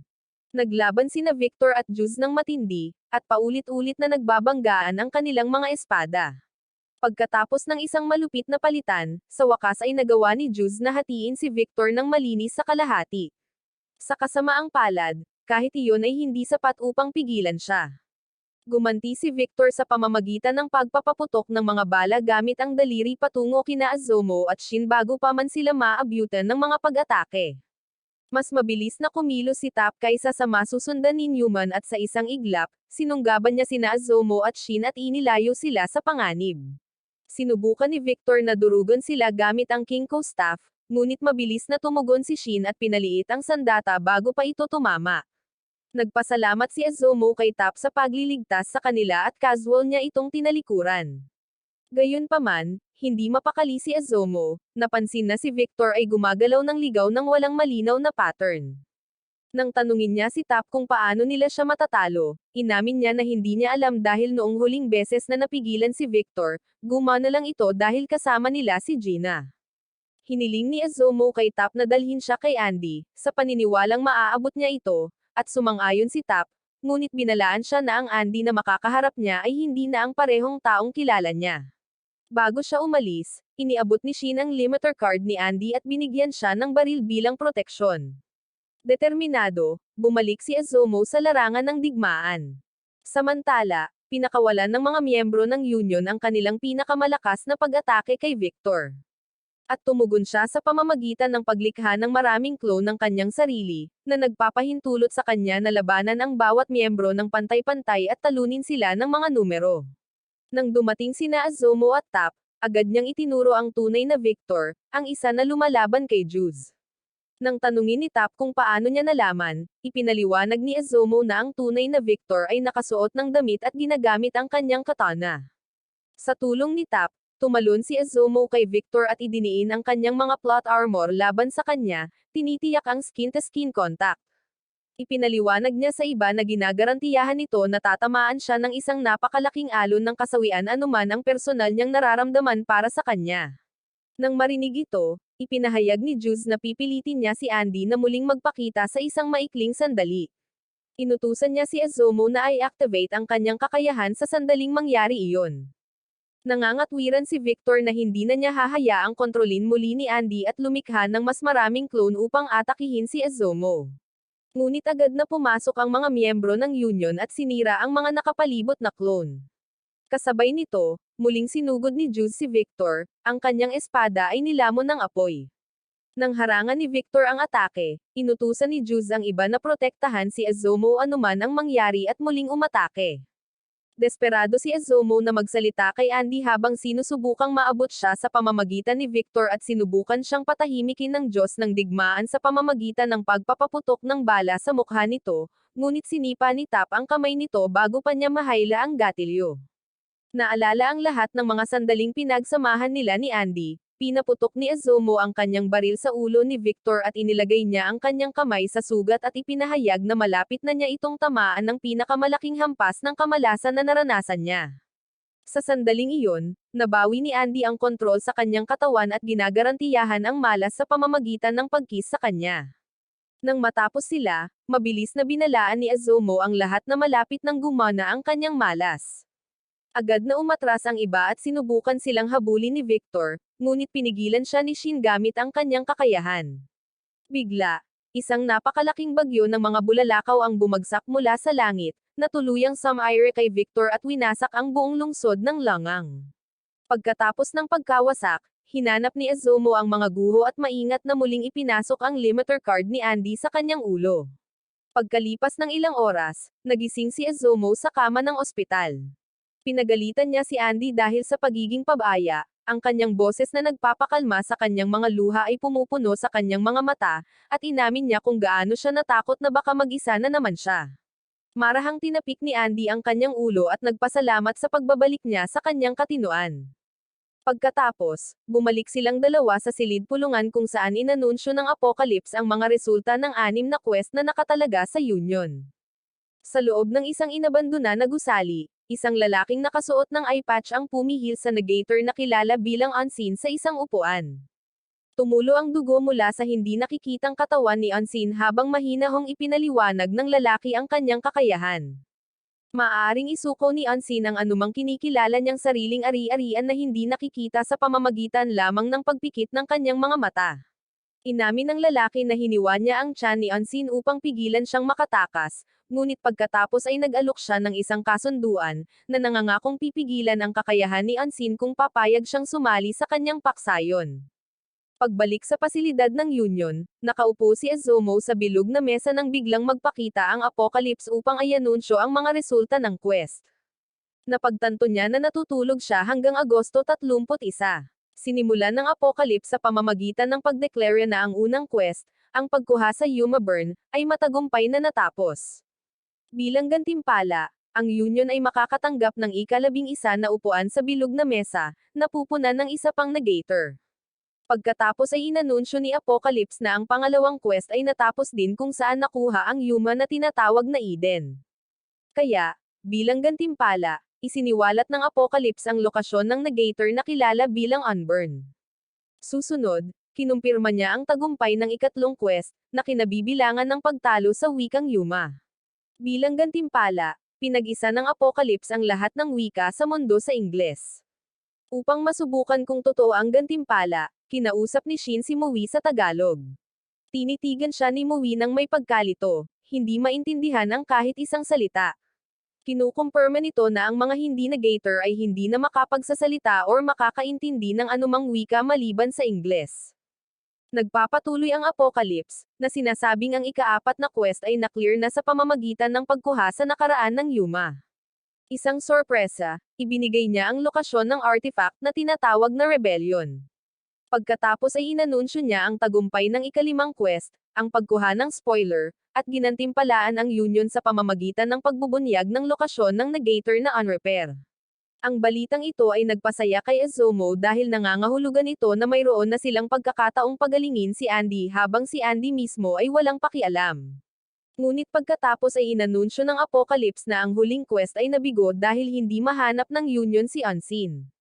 Nagkomento si Andy na ang bawat investigador na ipinadala pagkatapos ni Unseen ay nasawi, na nagdulot sa kanya ng paghihinala na maaring nahuli na ni Unrepair si Unseen. Bilang parusa sa pagkabigo sa huling quest, lumikha ang Apocalypse ng isang napakalaking bagong Yuma na pinangalan ng Galaxy at pinakawalan ito sa ibabaw ng Earth. Agad na ipinatawag ni Juz ang isang nilalang na tinatawag na Move, na nagdala sa lahat sa Australia upang magpahinga kasama ang Move. Pagdating nila, ipinaliwanag ni Juz kay Izumo na dapat nilang harapin ang parusa ng Yuma sa sandaling magpakita sila dahil ang kanilang mga patakaran ay palaging humahantong sa pagkawasak ng sangkatauhan. Sa sandaling iyon, ang Galaxy Yuma ay lumikha ng isang buong solar system sa kalangitan. Tinipon ni Nico ang isang pangkat ng mga siyentipikong hindi negator sa ilalim ng kanyang pamumuno, at ginamit ang mga ito upang maglipat ng malaking halaga ng impormasyon tungkol sa bagong realidad na ito ng direkta sa kanyang utak. Pagkatapos makumplito ang paglilipat, ipinaalam ni Nico sa grupo na ang mga anyong dayuhan na nilikha ng Galaxy ay sumasalakay sa daigdig. Isang napakalaki at nakakakilabot na alien na kilala bilang isang aktang nagpakita at hiniling na sumuko ang sangkatauhan. Gayunpaman, determinado si Juz na ipakita kung bakit ang mga tao ay nilikha sa wangis ng Diyos at ginamit niya ang kanyang kakayahan, ang kawalan ng katarungan. Ang kanyang kapangyarihan ang naging dahilan upang mag-away ang mga alien ship at sirain ang kanilang mga sarili. Pagkatapos ay sinabi niya kina Andy at Azomo na kayang tumanggap ng isa pang parusa ang union dahil nahaharap na sila sa kanilang ika-79 na parusa. Ngunit binalaan niya sila na ang ika-100 parusa ay mangangahulugan ng katapusan ng mundo. Pagkatapos ay ipinaliwanag ni Juice na ang kanilang pangunahing prioridad ngayon ay ang pagkuha ng isang ika-11 miyembro ng union at kung ang natitirang mga pwesto ay hindi mapupunan sa loob ng 3 buwan, isa pang parusa ang ipapataw.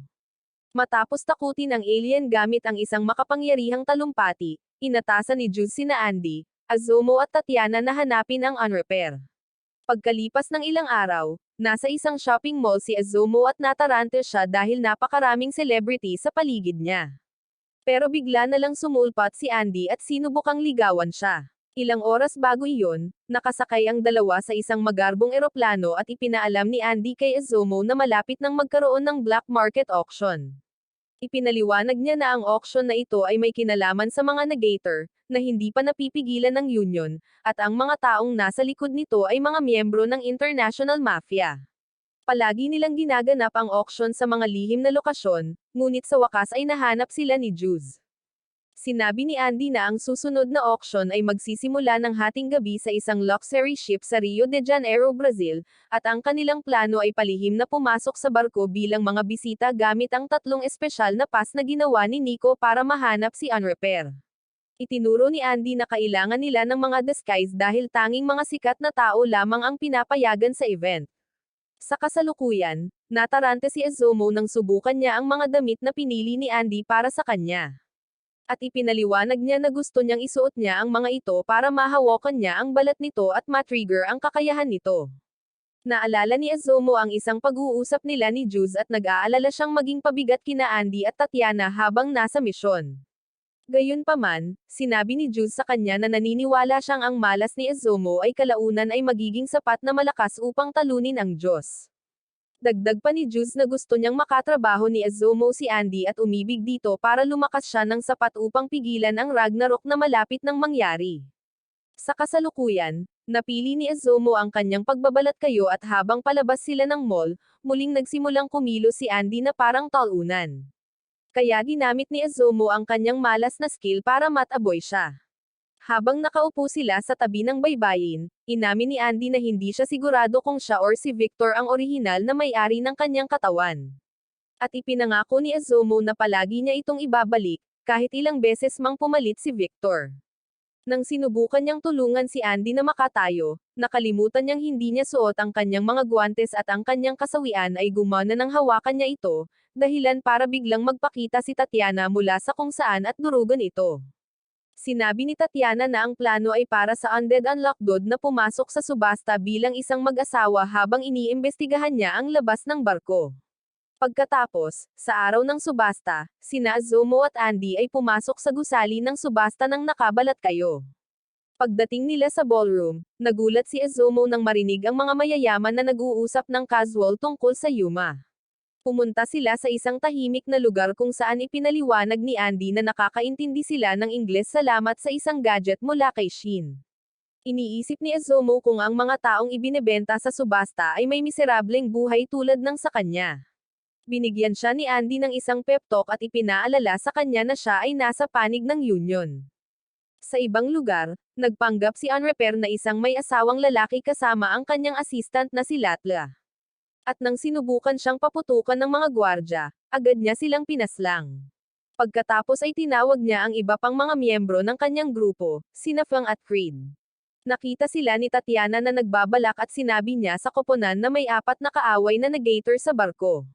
Ipinaliwanag ni Juice na sila ay mga mangangaso ng negator na puwersahang bumibihag sa iba upang makaganti sa mundo. Nang marinig iyon, sumakay si Azomo sa likod ni Andy habang naghahanda silang harapin sila. Sumugod si Andy sa ballroom at sinubukang harangan ng isang gwardya ang kanyang daanan, ngunit mabilis siyang natamba ni Andy. Kaagad pagkatapos, sumigaw siya kay Tatiana at inutusan itong ibigay sa kanya ang kanyang espada. Hindi nagtagal ay nakarating siya sa isang mahabang pasilyo kung saan ilang gwardya ang nagsimulang magpaputok sa kanila at inabot ni Tatiana kay Andy ang kanyang espada sa tamang oras. Sa sandaling iyon, isang malas na pagsabog ang pinasimulan ni Azomo, at ang pagsabog ay napakalakas na nagpabagsak sa kanila sa isang mas mababang bahagi ng barko.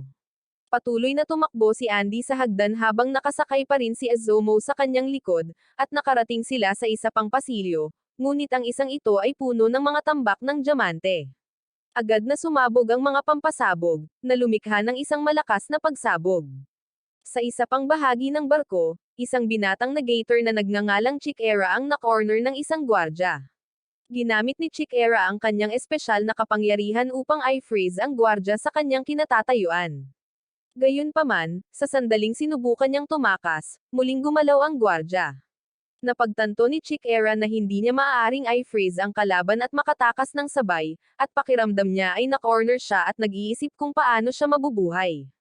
Kamakailan lamang, si Chick-Era ay nasa kanyang paaralan at nakaramdam ng lubos na pagkalito.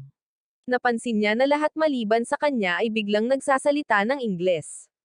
Habang nagrereklamo siya tungkol dito sa wikang Hapon, isang grupo ng mga lalaking nakasot ang biglang dumukot sa kanya at dinakip siya bilang bihag. Sa kasalukuyan, nagsimulang manginig si Chick-Era sa takot habang humihina ang kanyang mga kapangyarihan.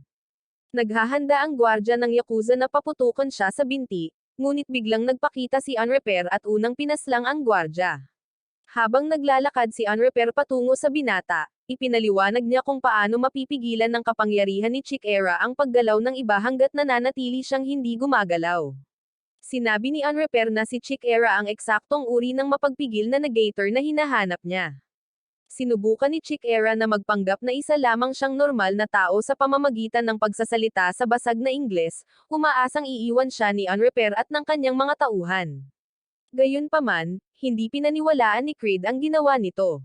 Para subukan ang binata ay tinutok ni Creed ang isang mabigat na machine gun sa kanya. Nagsimulang magbilang pababa si Creed mula 5 at natakot si Chick-Era na malapit na siyang masawi. Nang tuluyang magpaputok si Creed, tumalon si Andy sa harap ng binata at ginamit ang sarili niyang katawan bilang panangga upang harangan ang mga bala. Sumali rin si Azomo sa eksena at binigyan niya si Chick-Era ng isang espesyal na aparatong necktie na nagbibigay daan sa kanya upang agad na maunawaan ang kanilang wika. Bigla, hiniwa ni Unrepair ang lalamunan ni Andy, na naging sanhi ng pagtalsik ng dugo kahit saan. At ipinaliwanag niya na ang sugat ni Andy ay hindi gagaling hanggat hindi siya aktwal na nasasawi. At sinubukan niyang putulin ang ulo ni Unrepair, ngunit sinabi sa kanya ni Unrepair na wala itong silbi. Inihayag niya na ang kanyang kakayahan ay nagpapawalang bisa sa lahat ng kapangyarihang magpagaling. Hiniling niya na ibigay nila si Chick-Era upang maalis niya ang buhay ng binata at maibigay ang kanyang mga kapangyarihan sa isang taong mas kapaki-pakinabang. Sa halip na sumuko, sumugod si Andy at nagawa ni Azomo na hiwain ang ulo ni Andy at ang kanyang ulo ay lumipad sa ere upang magbigay ng literal na headbutt kay Unrepair, habang si Tatiana ay sumulpat at inilunsad si Creed sa isang pader. Sinubukan ni Andy na pabagsakin si Unrepair gamit ang isang sword technique, ngunit umiwas si Unrepair at hiniwa ang magkabilang braso ni Andy. At sinubukan niyang lumaban sa pamamagitan ng paglulunsad ng kanyang mga naputol na braso sa kanyang kalaban, ngunit ginamit ni Latla ang kanyang kapangyarihan upang harangan ang atake. Inamin ni Unrepair na sina Andy at Azomo ay may malaking tapang, ngunit tinawag niya si Chick-Era na isang duwag at sinabing karapat-dapat siyang masawi dahil ang kanyang takot ay pumipigil sa kanya na gamitin ng tama ang kanyang mga kapangyarihan. Pagkatapos, sa gitna ng kaguluhan, inihagis ni Unrepair ang isang matalas na talon kay Chick-Era. Sinubukan itong harangan ni Andy, ngunit ang talon ay dumaan sa kanyang braso at tinusok si Azomo sa tiyan. Galit na galit si Andy at naghanda na maging kanyang makapangyarihang Diyos ng digmaan na si Victor, ngunit pinigilan siya ni Azomo. Nang dumating ang mas maraming armadong gwardya, nagpa siya si Unrepair na umalis sa lugar. Habang naghahanda ang mga gwardya na tapusin sila, naalala ni Chick-Era ang mga huling salitang sinabi sa kanya ng kanyang ina bago ito nasawi. Ang alaalang ito ay nagbigay sa kanya ng plot armor, at gumamit siya ng mas malakas na bersyon ng kanyang hindi natitinag na kakayahan upang pigilan ang lahat ng paparating na bala sa ere na parang siya si Magneto. Samantala, nilabanan ni Creed si Tatiana at inihagis niya ang isang granada sa kanya, ngunit wala itong nagawa sa kanya. Sinubukan ni Tatiana na suntukin ang ulo nito, Ngunit humarang si Fang at hinaranggan ang kanyang atake at binigyan nito si Creed ng pagkakataong maghagis pa ng mas maraming granada sa kanya. Habang sinusubukan ni Tatiana na alamin kung ano ang espesyal na kapangyarihan ni Fang, bigla siyang ibinagsak nito sa lupa at laking gulat niya nang makitang basag na ang kanyang baluti at ang kakayahang negasyon ni Fang ay kayang makasira sa kanyang protective suit. Pagkatapos ay binigyan ni Andy si Tatiana ng masamang balita na nasugatan ni Unrepair si Izumo. Kaya ipinaliwanag niya na dapat nilang talunin si Unrepair sa loob ng susunod na oras at kung hindi, masasawi si Izumo dahil iyon na lang ang natitirang oras niya. Nang marinig ito, naalala ni Tatiana ang unang pagkakataon na nakilala niya si Andy. Pagkatapos ng kanilang unang pagkikita, tinawag niya si Andy sa isang pribadong silid upang makipagdulo dito. Sa laban na iyon, sinabi niya kay Andy na hindi niya ito kailanman tatanggapin bilang isang kasamahan sa koponan dahil ito ang tumapos sa buhay ni Gina. Inatake niya ito gamit ang kanyang mga braso ng robot at sumigaw na wala itong ideya kung ano ang nararamdaman niya para kay Gina sa loob ng 40 taon. Sumagot si Andy na alam niyang umiibig ito kay Gina, ngunit kailangan pa rin niya itong talunin. Lalo pang ikinagalit ni Tatiana, at sumugod siya ng sunod-sunod para makaganti. Habang nag-aaway, muntik nang tamaan ni Izumo ang braso ng robot at nailigtas siya ni Andy gamit ang itaas na bahagi ng katawan nito habang ang ibabang bahagi nito ay dinurog ng braso ng robot. Noon napagtanto ni Tatiana na muntik na niyang mapaslang si Izumo, at pinrotektahan siya ni Andy. Sinabihan ni Nico si Tatiana na kumalma, sinasabing ang susunod na misyon ang magpapatunay kung karapat-dapat ang lalaki na mapabilang sa koponan. Bigla, tumalon si Andy papunta kay Tatiana nang walang damit. Matapos matutok ang mukha nito sa rocket launcher ni Andy, nagsimulang uminit ang robot suit ni Tatiana. Sinabihan ni Nico si Andy na ilabas agad si Izumo, at ipinaliwanag niya na ang suit ay isang lalagyan na nilalayong pigilan ang kapangyarihan ni Tatiana, na sapat ang lakas para sirain ang isang buong bayan. Gayunpaman, hinawakan ni Izumo si Tatiana, at habang may luha sa kanyang mga mata, inamin niya na siya ang talagang pumaslang kay Gina gamit ang kanyang malas na kapangyarihan. Ipinaliwanag niya na lumalaban lang si Andy para mapanatili ang kanyang kaligtasan, at humingi siya ng tawad kay Tatiana at nangakong babawi sa pagkawala ni Gina. Pagkatapos ay tinanong niya si Tatiana kung maaari silang maging magkaibigan, at sa wakas ay kumalma na si Tatiana at nabawi ang kontrol sa kanyang suit. Pagkatapos ay nagkamayan ang dalawang babae upang simulan ang kanilang bagong pagkakaibigan. Sa kasalukuyan, nakatakas si Andy sa mga gwardya kasama sina Chick Era at Izumo. Sinabi niya kay Tatiana na hindi niya siya matutulungan ngayon, at sinabihan siya ni Tatiana na pumunta sa ibabaw habang binubuksan niya ang kanyang robot suit. Ipinahayag niya na hindi niya kailanman mapapatawad ang mga kontrabida sa pananakit sa kanyang mahal na kaibigang si Izumo, at tuluyan niyang inilabas ang kanyang kapangyarihan. Muling pinaputok ni Creed ang kanyang machine gun sa kanya, ngunit natunaw ang mga bala nang tumama ang mga ito sa kanyang baluti. Sinubukan niyang gumamit ng poison gas para pigilan siya, ngunit hindi ito gumana. Maraming taon na ang nakalilipas, unang gumana ang kapangyarihan ni Tatiana noong kanyang kaarawan, at ang aksidenteng ito ay naging sanhi ng pagkasawi ng kanyang pamilya at lahat ng malapit. Tumakas siya at kalaunan ay nahuli ng mafia, na sinubukang ibenta siya sa isang subasta sa pinakamataas na bidder. Gayunpaman, iniligtas siya ni Belly sa pamamagitan ng pagpapaputok sa lahat ng mga kriminal sa silid, at nagmakaawa si Tatiana kay Belly na wakasan ang kanyang buhay, ngunit sa halip, binigyan siya nito ng ilang meryenda. Ipinaliwanag ni Belly na ang kanyang kakayahan ay lumilikha ng isang hindi mahahawakang harang na nagsisimula sa kanyang buhok at balat. Dinala niya ito sa punong tanggapan ng Union kung saan gumawa si Nico ng katawan ng robot para matirahan niya. Ipinangako ni Belly na balang araw, gagamitin ang kanyang mga kapangyarihan upang protektahan ang isang tao. Sinabihan niya itong hayaan itong magwala kapag dumating na ang panahong iyon. Sa kasalukuyan, lumikha si Tatiana ng isang napakalaking hindi mahahawakang larangan na Sum-Iris sa buong barko. Ang pagsabog na ito ay nagbigay kay Andy ng malinaw na paningin kay Unrepair. At habang lumulutang sila sa kalangitan habang dala ang iba, nagpaputok si Andy ng isang malakas na bala ng daliri kay Unrepair. Ginamit muli ni Latla ang kanyang kapangyarihan upang baguhin ang landas ng bala. Kaya nagpaputok si Andy ng ilang beses pa sa kanila, ngunit naiwasan din ito ng mga kalaban. Nang sumugod si Andy patungo sa kanila, nag-activate si Unrepair ng mga karagdagang rocket booster sa kanyang mga binti upang mas mabilis na gumalaw. Sinabi ni Andy kay Chick Era na dapat nilang ayusin ang laban ngayon din dahil masasawi si Izumo kung hahayaan nilang makatakas ang mga kontrabida. Inutusan niya si Chick Era na gamitin ang kanyang kapangyarihan, kaya huminga ng malalim si Chick Era at pinaga niya ang kanyang hindi paggalaw na kapangyarihan. Napansin ni Unrepair na nanigas siya sa ere, ngunit sa tingin niya ay wala nang patutunguhan dahil hindi rin makagalaw ang grupo ni Andy, at napaisip siya kung isa lamang ba itong desperadong plano para bumili ng mas maraming oras. Pinaputukan siya ni Andy ng bala gamit ang daliri, ngunit tila tumigil ito sa ere.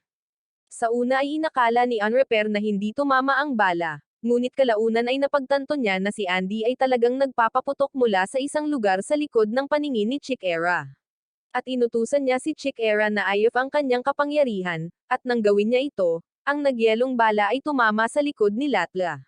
Sinabihan niya si Chick Era na ibalik ang kapangyarihan, ngunit bigla nilang nakita na nawala na si Unrepair sa kanilang paningin. Nagpakita ang kontrabida sa itaas nila at gumamit ng isang sandata na tinatawag na Blade Runner upang punatan ang katawan ni Andy sa kalahati. Sinubukan ni Chick Era na i-freeze muli si Unrepair, ngunit masyadong mabagal siya, at nagpaputok si Unrepair ng maraming energy slash sa kanila.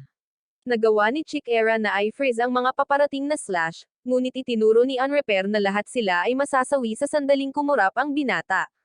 Sinabi ni Andy na halos naunawaan na niya kung paano gumagana ang kapangyarihan ni Latla, at sinabi niya kay Izumo na isusugal nila ang lahat sa pagiging random ng kanyang malas na skill. Pagkatapos, nagpakita si Tatiana at lumikha ng isang hindi mahahawak ang larangan na ligtas silang tinutulak sa mga pag-atake ni Unrepair. Binulag ni Unrepair si Chick Era sa pamamagitan ng pagtalsik ng dugo sa kanyang mga mata at nagpakawala ng isa pang atake, ngunit hinaranggan ito ni Andy gamit ang isang madugong galaw na tinatawag na Crimson Crescent Moon. Pagkatapos ay kinas ni Izumo si Andy sa pisngi, at binalaan niya si Chick Era na kailangan nila agad ang kanyang kapangyarihan dahil malapit nang bumagsak sa kanila ang isang bulalakaw.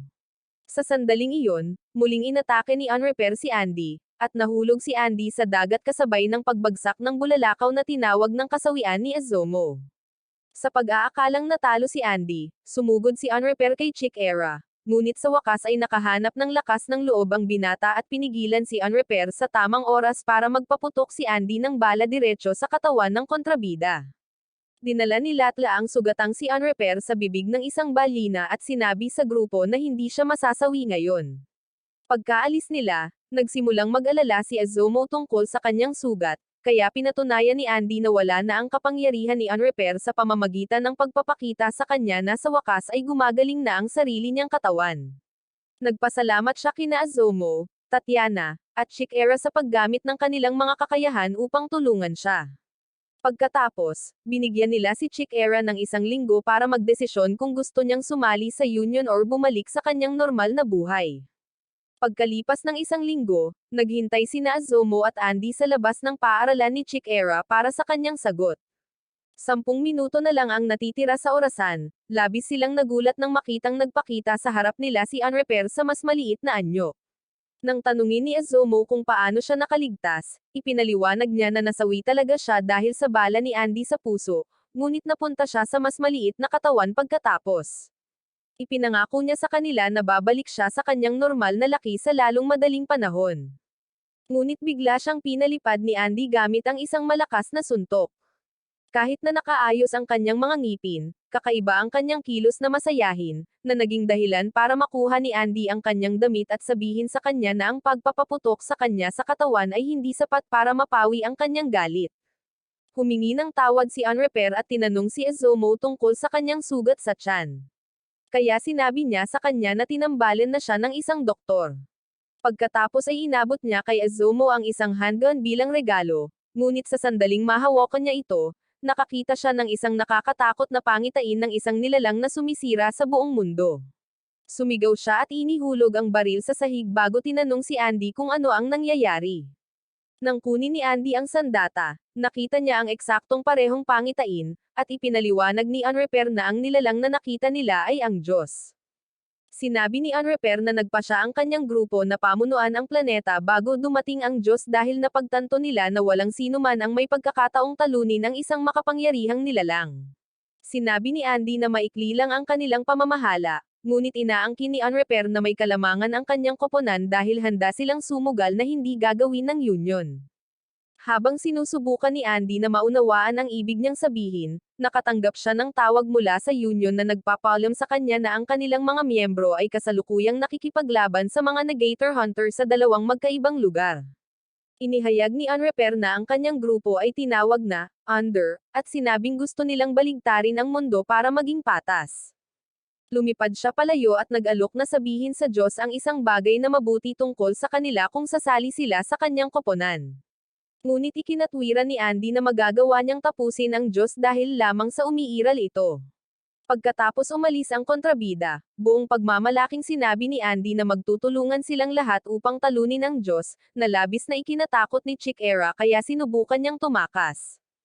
Gayunpaman, nahuli siya ni Andy, at nang makita niya kung gaano kagusto ni Azomo ang gusali ng paaralan ni Chick Era, humingi siya ng tour sa campus. Pagpasok sa loob, binalaan ni Andy si Chick Era na magtatapos ang mundo pagsapit ng Enero kung mabibigo ang Union sa mas maraming quest.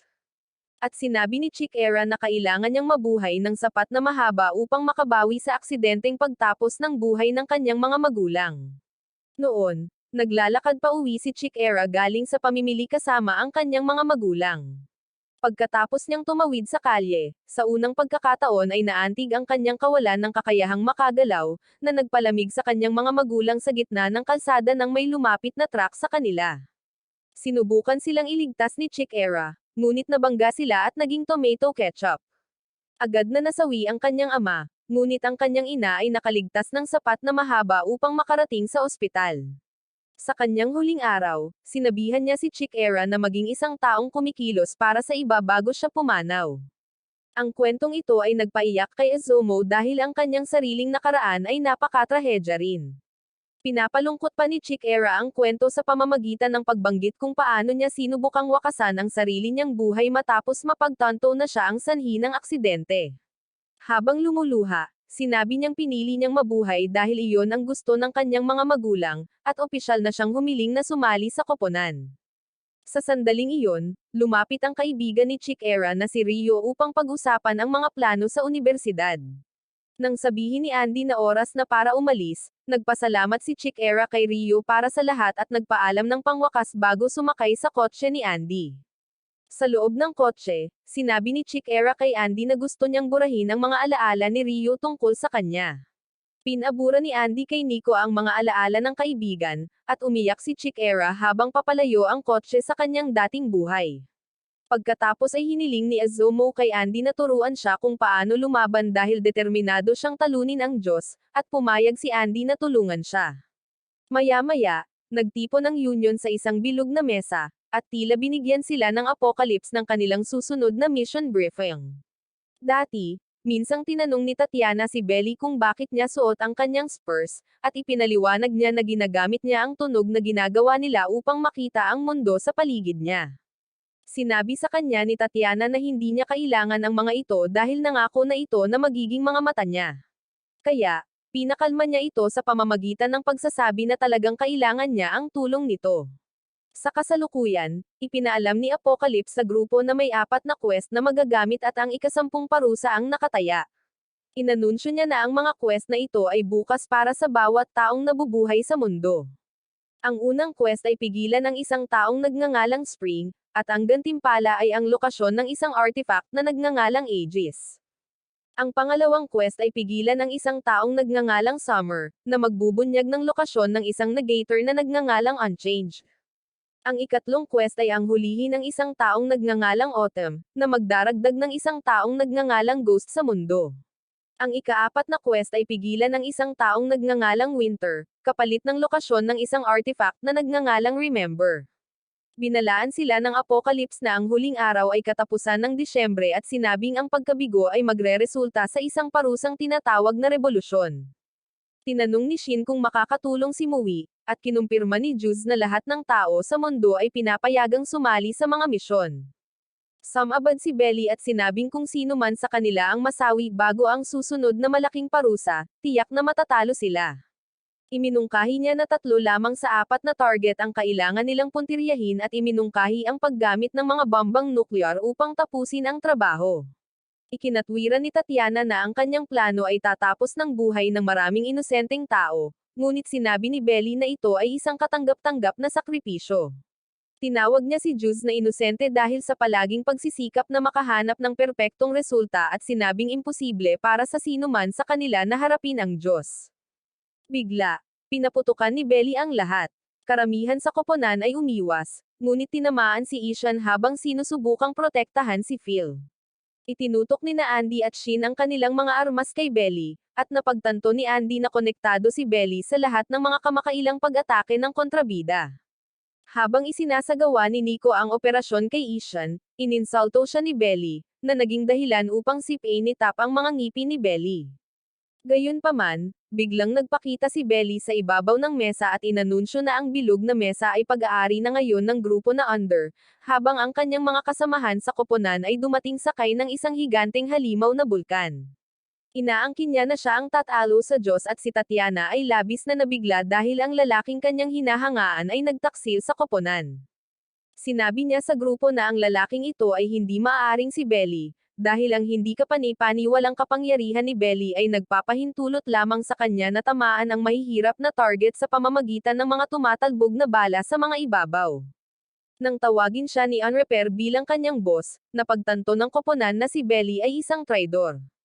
Sinubukan siyang atakihin-itap ng napakabilis, ngunit madali siyang natalo ni Belly at pagkatapos ay pinagaling ang sarili gamit ang kapangyarihan ng Undead.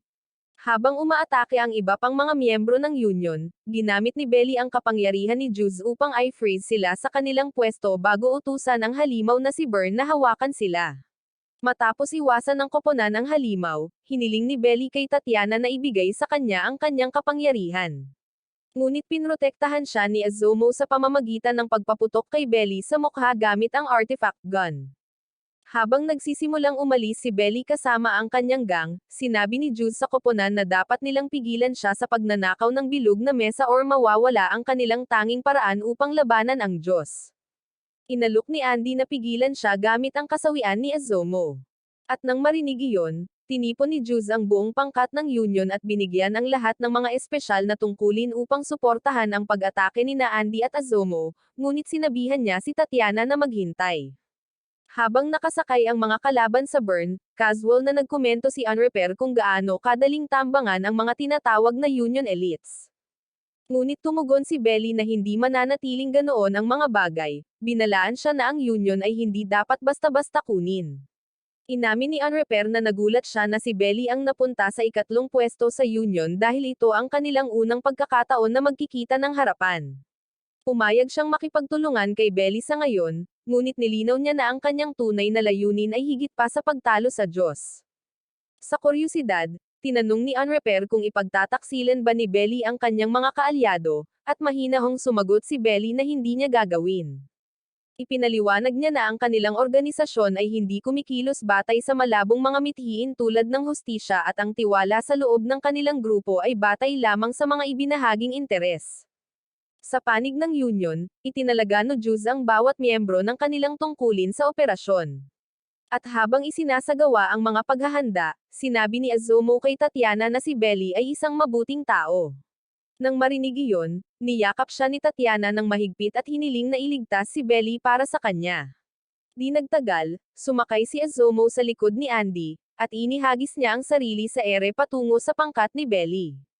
Habang lumilipad sila, iminungkahi ni Azomo na dapat muna nilang pagtuunan ng pansin ang pagtalo kay Burn at kausapin si Belly pagkatapos. Inamin ni Andy na gusto rin niya ng mga sagot, at sinabing mahirap para sa kanya na paniwalaan na bubuo si Belly ng isang ganap na bagong organisasyon dahil sa isang hindi pagkakasundo sa mga patakaran. Gayunpaman, idinagdag niya na plano niyang suntukin si Belly dahil sa pagpapaiyak kay Tatiana. Nang sa wakas ay makita ni Andy si Burn, tinanong niya si Juz kung handa na ang lahat para sa kanya. Matapos niyang kumpirmahin na handa na, itinulak ni Andy ang kanyang sarili at si Azomo ng mataas sa itaas ni Belly at ng kanyang grupo. Sa sandaling napansin sila ni Belly, ginamit niya ang kanyang kakayahang unjustice. Ngunit bago pa siya maka-atake, hiniwa ni Andy ang leeg ni Belly habang kinikis siya ni Azomo sa pisngi. Pagkatapos ay inihagis ni Andy ang ulo ni Belly diretso sa bibig ni Bern. At habang sumisisid si Andy sa tiyan ng halimaw, binalaan ni Azomo ang lahat na isang napakalaking alon ng kamalasan ang malapit nang dumating. Bigla, tinamaan si Bern ng isang napakalaking electric shock na may sukat na halos 1,000,000 boltahe. Sinundan ito ng isa sa mga siyentipiko ni Nico sa pamamagitan ng pagyayelo sa halimaw gamit ang cooling system ng pasilidad. Binanggit ni Belly na babagal lamang nito ang pagkasunog dahil ang ganap nitong katawan ay malapit nang mag-regenerate.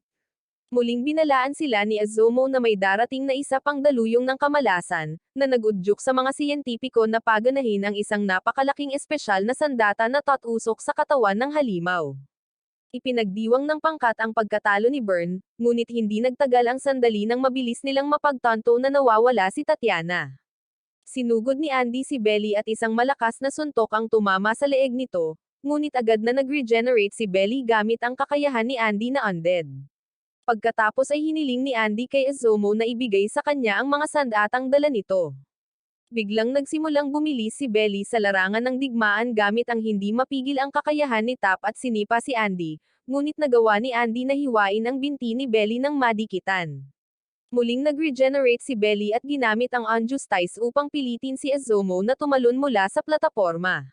Tumalon si Andy para iligtas siya, at sa pagbagsak, napagtanto niya na ang tunay na kakayahan ni Belly ay nagpapahintulot sa kanya na kopyahin ang mga kapangyarihan ng iba na mag-negate. Kasabay nito, hindi inaasahang nabuhay si Bern. Habang kumakalat ang kaguluhan, tinanong ni Juz ang kalagayan ni Andy at Azomo, at nagulat siya nang iulat ni Tatiana na lumilipad siya patungo kay Belly habang karga silang dalawa. Nang ipaalala sa kanya ni Juz na inutusan siyang maghintay, iginiit ni Tatiana na kailangan niyang makausap si Belly. Sumagot si Juz na ang buong operasyon ngayon ay nakasalalay kung may nararamdaman pa si Tatiana para sa kanya. Nang bumalik ang tatlo sa plataporma, sinubukan ni Tatiana na makipagkatuwiranan kay Belly, ngunit malamig niyang sinabi sa kanya na hindi na siya mahalaga at nagdulot ng kawalan ng katarungan laban sa kanya. Bilang tugon, pinakawalan ni Tatiana ang kanyang hindi mahahawakang field, na dinurog si Belly sa pader. At ang pagkakataon na ito ay nagbigay daan kay Azomo na mahawakan ang Apocalypse. Nagbanta si Andy na pupunitan ang Apocalypse, na sinasabing ang paggawa nito ay pipigil sa kalaban na matanggap ang kanilang mga gantimpala. Ngunit nagawang makalaya ni Apocalypse sa pamamagitan ng pagpapakita kay Azomo ng mga nakakatakot na pangitain mula sa kanyang nakaraan. Bago pa ito makatakas, bagamat hinawakan niya ang Apocalypse, inanunsyo ni Belly na hahayaan niya silang panatilihin ang Apocalypse sa ngayon, ngunit binalaan sila na kukuha siya ng isang bagay na tinatawag na arc bago umatras. Matapos makatakas si Belly, tinawag ni Juz ang grupo na magsama-sama at magplano para sa kanilang susunod na hakbang. Nagtipon ang lahat sa lokasyon kung saan dating nakatayo ang bilog na mesa, at ang Apocalypse na ngayon ay Seliado ay nagsimulang magsabi ng mga hindi magagandang salita sa kanila, na inilalarawan ang lahat ng iba't ibang paraan ng plano nitong tapusin sila kapag nakalaya na ito. Nang humingi si Juz ng ulat ng pinsala kay Nico, ipinaliwanag niya na ang sitwasyon ay hindi naman kasing sama ng unang nagpakita, at itinuro niya na mas malala sana ang kinalabasan kung nagpatuloy sila sa pakikipaglaban sa halip na pilitin ang isang tabla sa pamamagitan ng pagnanakaw ng Apocalypse mula sa Under. Pagkatapos ay tinanong ni Juz ang tungkol sa kondisyon ni Azomo, at tiniyak sa kanya ni Nico na gagaling din si Azomo sa paglipas ng panahon. Pagkatapos, nagsalita si Andy, na sinasabing may mali sa pakiramdam simula nang marinig niya ang estratehiya ni Juz tungkol sa mga quest na nagdala sa galaxy bilang parusa. Noong nakaraan, iminungkahi ni Juz na magtuon ang Union sa pagkumpleto ng unang 3 quest habang sinasadyang tinatanggap ang parusa, naniniwalang mas mahalaga ang pagpapalakas ng kanilang puwersa noong panahong iyon. Ngunit ngayon, sinabi ni Andy na kakaiba ang desisyong iyon, lalo na't papalapit na ang Ragnarok. Dagdag pa ni Shin na naghihinala rin siya sa koneksyon ni Juz kay Victor, binanggit na tila hindi pangkaraniwang pamilyar ang dalawa sa isa't isa noong panahon ng kanilang labanan sa Langang at ipinaalala sa lahat na hindi pa nailalabas ni Andy si Victor sa loob ng halos 200 taon. Itinuro rin ni Shin na alam na ni Victor ang tungkol sa galaxy bago pa man umiral ang pamamahala, na nagmumungkahi na nabuhay na ito sa isang mundo kung saan naroon na ang galaxy. Inamin ni Nico na ang pagbanggit ni Belly sa isang bagay na tinatawag na arc ay nakakuha ng kanyang atensyon, dahil ang Union ay walang tala ng isang artifact na may ganoong pangalan. Sa sandaling iyon, tinanggal ni Juice ang kanyang helmet at tiniyak sa lahat na hindi niya ginagamit ang kanyang kakayahan sa kanila. Pagkatapos ay isiniwalat niya ang katotohanan na ang mundong kanilang ginagalawan ay umiiral ng paikot. Ipinaliwanag niya na ang realidad ay paulit-ulit na dumadaan sa mga siklo ng pagkawasak at muling pagsilang, na lahat ay sanhi ng Diyos, at ang Union ay nilikha upang wakasan ang prosesong ito. Ang revelasyon ay ikinagulat ng lahat, at doon napagtanto ni Azomo na ang mga kakaibang imahe na nakita niya sa pamamagitan ng isang artifact ay mga alaala mula bago pa muling likhain ang mundo. Inamin ni Juice na ang mga alaalang iyon ay kumakatawan sa kasaysayan ng kanyang sariling mga pagkabigo, at kaya naman gumugol siya ng hindi mabilang na mga siklo sa pagtitipon ng mga makapangyarihang negator upang tulungan siyang talunin ang Diyos at wakasan ang malupit na siklong ito. Tinanong ni Andy kung paano si Juice lamang ang nakakaalala sa mga loop na ito, kaya ipinaliwanag ni Juice na ginagamit niya ang arc upang maranasan mismo ang mga siklo. Nang humingi ng patunay si Andy, sumang-ayon siya at sinimulang ipaliwanag kung paano nagsisimula ang mundo at kung paano ito laging nagtatapos. Inihayag niya na sa pagtatapos ng bawat siklo, ang buong planeta ay nawawasak, ngunit isang bagong mundo ang nabubuo habang ang mga piraso ng luma ay nananatiling lumilipad sa kalawakan.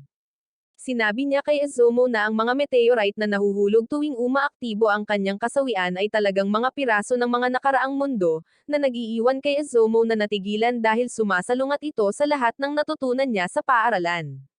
Bilang karagdagang patunay ng kanyang paulit-ulit na buhay, tumpak na itinuro ni Juice na si Andy ay may nunal sa likod ng kanyang kanang tainga, isang bagay na hindi niya dapat malaman. At ang realisasyong ito ay nagpapaliwanag na sina Juice at Victor ay dating magkapareha sa mga nakaraang siklo. Napagpasyahan ni Andy na sina Juice at Victor ay nagtulungan sa mga loop dahil hindi maaaring masawi si Victor kahit na mabasak ang mundo. Kinumpirma ito ni Juice, ipinaliwanag na ginamit niya ang arc upang makipag-ugnayan kay Victor sa iba't ibang siklo. Pagkatapos ay sinabi ni Juice na mayroon lamang dalawang paraan upang makalaya mula sa mga patakaran na namamahala sa mundo, ang una ay ang pagkasawi ni Andy at ang pangalawa ay ang pagkatalo sa Diyos. Naniniwala siyang nangyari ang paghihimagsik ni Belly dahil ang impormasyon tungkol sa loop ay lumabas, at dahil sa pakiramdam na may pananagutan dito, itinuturing ni Juice na tapusin ang kanyang sariling buhay bilang pagbabayad sala. Gayunpaman, agad na tinanggihan ng lahat ang ideya, sinabi sa kanya na naniniwala pa rin sila sa kanyang pamumuno. Pagkatapos ay bumuo si Isha ng isang bagong bilog na mesa, at silang lahat ay muling umupo ng magkakasama. Sa panahon ng pagpupulong, idineklara ni Juice ang kanilang susunod na mga layunin, na dapat nilang hulihin si Belly, sirain ang grupong Under, at bawiin ang lahat ng ninakaw ng grupo mula sa Union. Sa wakas, inatasan niya sina Andy at Azomo ng isang espesyal na gawain, na siyang imbestigahan ang pagiging tunay ng isang mahiwagang aklat na pinaniniwalaan ni Juice na naglalaman ng mga talaan ng parehong nakaraan at hinaharap na mga pangyayari na isinulat ng isang hindi kilalang artifact. Humugot si Juice ng isang libro mula sa loob ng kanyang Amerikana, at natigilan si Azomo sa gulat nang makita niya ito dahil kopya ito ng romance manga na lagi niyang binabasa, na sa tingin niya ay mas maganda kaysa sa pinagsamang iba't ibang anime. Pagkatapos ay inilabas ni Juice ang pinakabagong kabanata ng manga na iyon at ipinaliwanag na mayroon itong eksena ng isang space soccer club na nagpaplanong pasabugan ang isang buong paaralan, ngunit ang spiral shot ng kapitan ng hustisya ay sum-ira sa bawat layunin at maibalik ang kapayapaan. Napagtanto ni Azomo na ang balangkas ay halos kapareho ng kung paano tinalo ni Juice ng mag-isa ang lahing alien na sumalakay noong magpakita ang galaxy, at naglabas si Juice ng ilang kopya ng manga at ipinaliwanag na dapat nilang imbestigahan ang mga ito dahil maaaring konektado ang mga ito sa mga nakaraan at hinaharap na labanan. Itinuro ni Azomo na tila walang nakakaalam tungkol sa may akda ng mga akdang ito.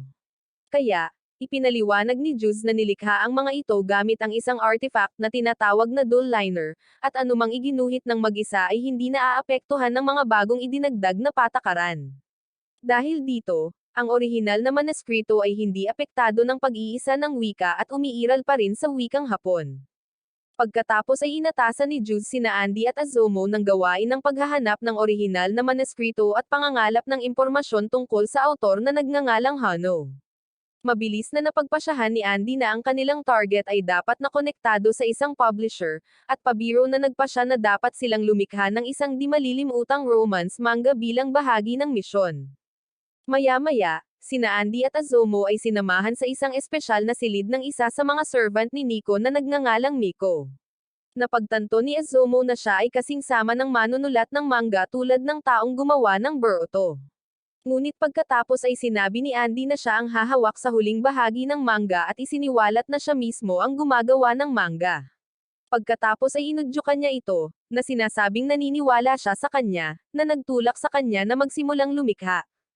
Pagkalipas ng ilang oras, sa wakas ay natapos niya ang kanyang unang manuskrito, na humanga kay Andy ng sapat kaya agad niyang sinimulan ang paggawa ng mga storyboard.